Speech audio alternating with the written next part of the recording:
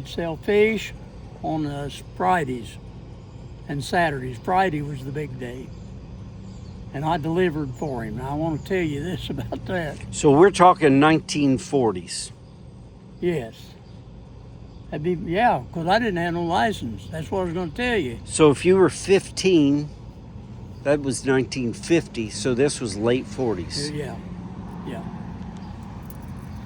Sam Gross had a big grocery right there. Sam Gross's grocery store was... Street over there. Okay. Yeah. That was, that eventually became Voiles's, didn't it? Johnny Boyle. I think Gil Hodges' first job was a carryout boy in that building. Could have been. Over in that basement, back then, you had a whole row of freezers set on the floor. And you'd rent one of them by a month or whatever you wanted. And you'd go in that door, you had a key to your freezer to get your meat. I don't remember that. It's a freezer drawer that you pulled out and had a key to it. Yeah, I didn't know that.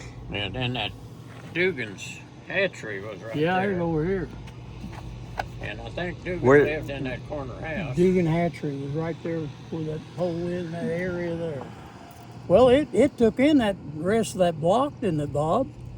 Pretty big. Yeah, it was pretty good size. And my I think it brother- took that whole area in right here. My brother, he is older than I was. He worked there cleaning out the cages and stuff. And he got 6 2/3 cents an hour. Cents an hour. Wow. And that's what he got. Which one of your brothers was it? Ralph. Ralph? His oldest. Was he? Yeah. Oh, I knew Ralph. And I want to tell you a story about Bill Slavens and me delivering. See, I wasn't old enough to have any license or anything, and Friday was delivery day. So one day, Bill, we got loaded up and everything, and he told me, he said, take this truck and make the delivery. I knew where to go in the county. We went all over the county. And well, Bill, I don't have any license. Oh, that don't make no difference. He said, I'll take care of anything, you know. Just tell him you stole the truck. That's what he told me to tell him. He said, I'll take care of everything. And then he fired me. No, Yeah. Bill was a good guy. that there, but Dugan lived right there by that hatchery. Did he live there in that house then, Bob? Well, it didn't look like that, but I think he lived right there. So what I knew, that vacant spot, that was Val Flagg's office. Jeff At one Biesterveld time, was yeah. in there with him. Before that, I think it was a sporting goods store. Yes. Yeah. And is that the same building that the hatchery was in? No, I don't think so. I think they tore down and built new, didn't they, Bob? I'm not sure about that. I know who owned that at one time.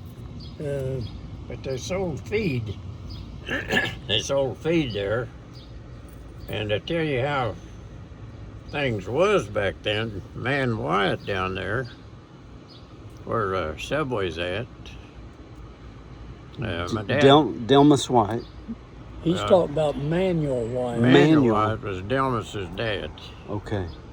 And he lived there pretty close where that Subway's at. Anyway, That big old Victorian looking house. I think so. I think it's where. my dad, back then, about everybody had a cow for milk and cheese and whatever.